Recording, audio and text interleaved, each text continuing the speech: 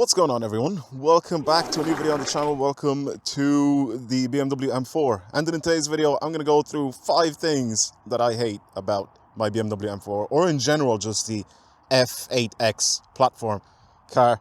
And yeah, I'm just going to go through this thing. If you haven't seen a video of me kind of reviewing my car, there should be one linked down in the description box below. But in today's video, like I said, I'm going to go through 5 things that I actually hate about this thing, and what I've done to kind of change and fix and kind of upgrade to the car to make it so I like it more, basically. Now, there's a reason I started off with the rear end of this thing, and it's because of those taillights. So the taillights of this thing I ended up changing. This is a pre-facelift car, so a pre-LCI car. By the way, I'm going to keep calling this LCI or pre-LCI.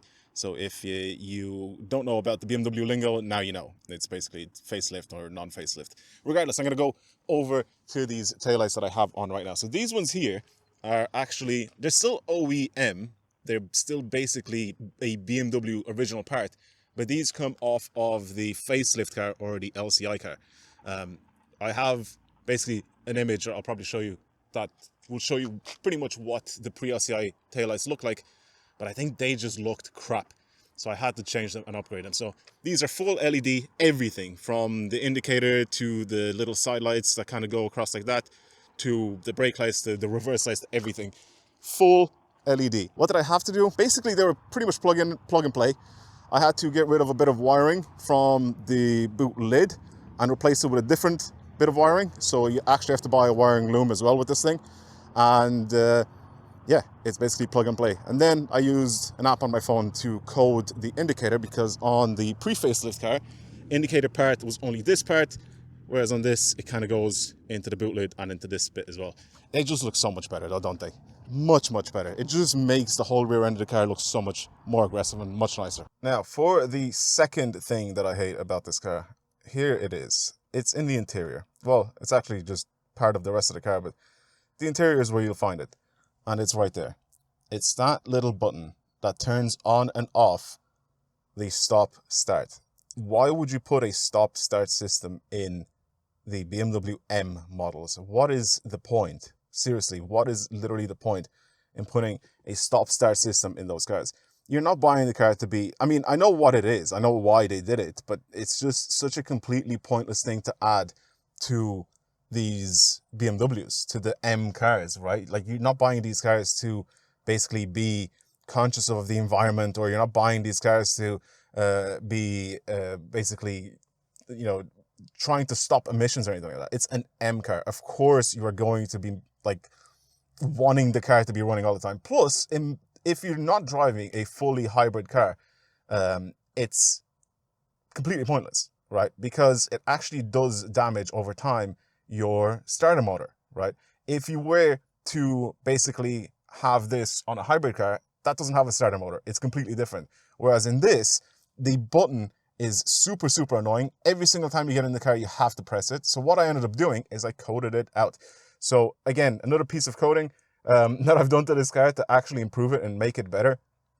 And it's basically helped so much. It's just something that I can get in the car, I can start it, and I can drive it, and I don't have to worry about it pretty much. So it's a really, really cool thing.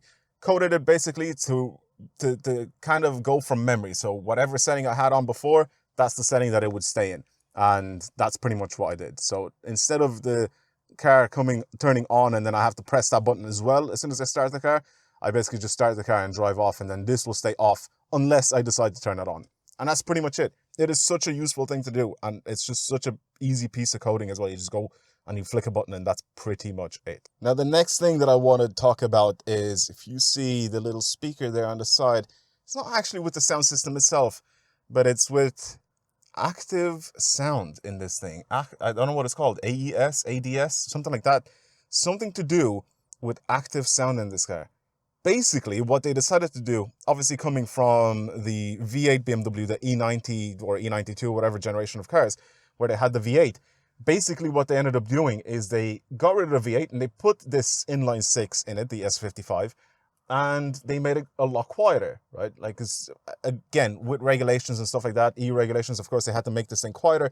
But the thing is, what they ended up doing is they changed the speakers in this thing to actually play, well, whatever, they added a the thing, it's actually in a boot. You can kind of remove it if you really wanted to, but the easier way to do it is just to code it out. It plays fake engine noise and a fake sound inside of the cars. If you've never driven a car that plays fake sound, please go and try and drive it, and it's the most infuriating thing in the world. A friend of mine used to have a BMW 330e, so it was a hybrid, right? And it was a, what was it, the B48, right? The 2-liter in it. And again, it's not actually that bad sounding when it's from the outside, but when you're in the inside, like, it's very noticeable that it's coming out of the speakers, and genuinely, it just sounds crap. It's really, really annoying. And for whatever reason, they decided to add it with this car, an M car. They decided to add fake sound to the interior of the M cars. And that's another thing that, luckily, I didn't actually have to code out with this car. A previous owner of this car actually coded it out themselves. So huge shout out to that dude for doing basically what I was going to do anyway.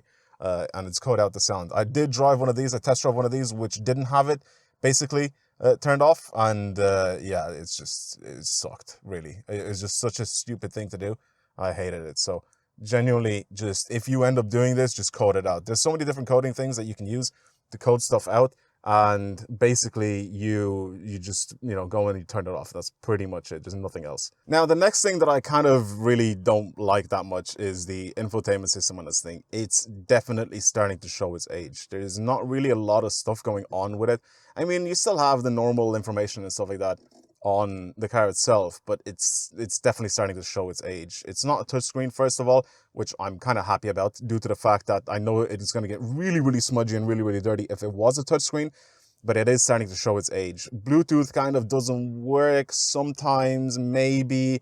It's kind of iffy if it wants to work or not, and then you kind of have to reset the whole thing, or you have to disconnect your phone. It's every time that iOS gets an update or Spotify gets an update, this kind of goes a little bit iffy, and it's just not that great. So the whole infotainment system is, like I said, 100% starting to show its age. I mean, you can go into connected drive, and then you also have like some apps and stuff like that you can download, but they're just a bit crap and they just don't work properly.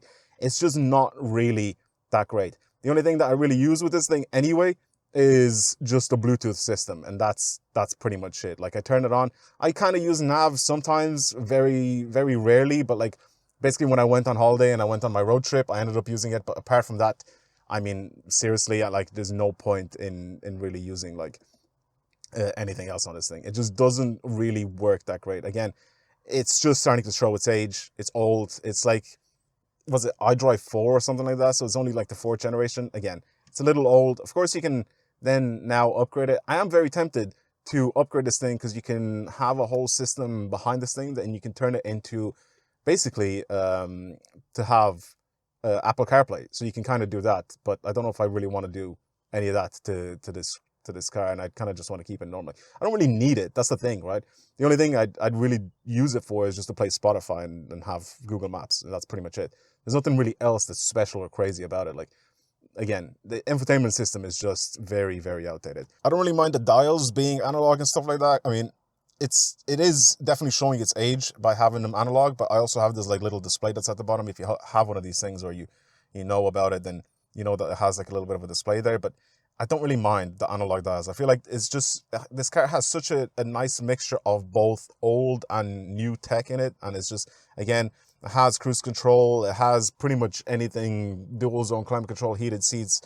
It has pretty much whatever you need. But the thing is with this car is that it's just a little bit outdated with the interior. And it's fine, to be honest with you. I kind of prefer this interior to the new ones, where you just have a massive curved screen. And genuinely, it just looks a bit bland and a little bit boring. It just looks like I'm sitting in my office at home, and I don't want that when I'm in my car, you know what I mean? So yeah, I definitely do think that maybe a newer version of iDrive would be nice, but apart from that, it's just, look, sure, what's the point? And now for the final thing, the one thing that really annoys me about this car is the way people treat you when you drive it. It's always different. I don't know how to explain it really, but people always seem like they want to race you all the time. They always seem like they want to, get you to rev your car at them every single time. I know it's a rare-ish car, right? It's not really, really rare. It's not a supercar or anything like that. But if you're a normal person around these cars, if you want to take a picture, you can take a picture. You can ask if you want to film it or not. I've had people ask me if they can film the car or if they can take a picture of it or something. That's perfectly fine. And I don't mind that. Or even if I've had like kids, you know, come up to the house and then start taking pictures of it and stuff like that, which is fine. I don't really care. I don't mind that. I don't mind the attention, but the negative attention that this guy gets sometimes is very annoying. I've had it a few weeks, actually, it's a few months ago now, where this guy threw a cup of, I'm guessing it was water because it was clear, but he threw a cup of water out of his car at my car. I mean, why? What was that all about? Basically, he was stood at the traffic lights and he wasn't moving, so I went around him, and then he got all upset and pissed off, and he chased me down once we got on the dual carriageway, and he threw a cup of water out of his window at my car after he caught up to me. I don't know what that was about, but again, you get stuff like this all the time. You get people shouting at the car or at you or whatever, maybe saying it's too loud or something like that. I don't really go around revving this thing. I'm pretty sensible when it comes to driving.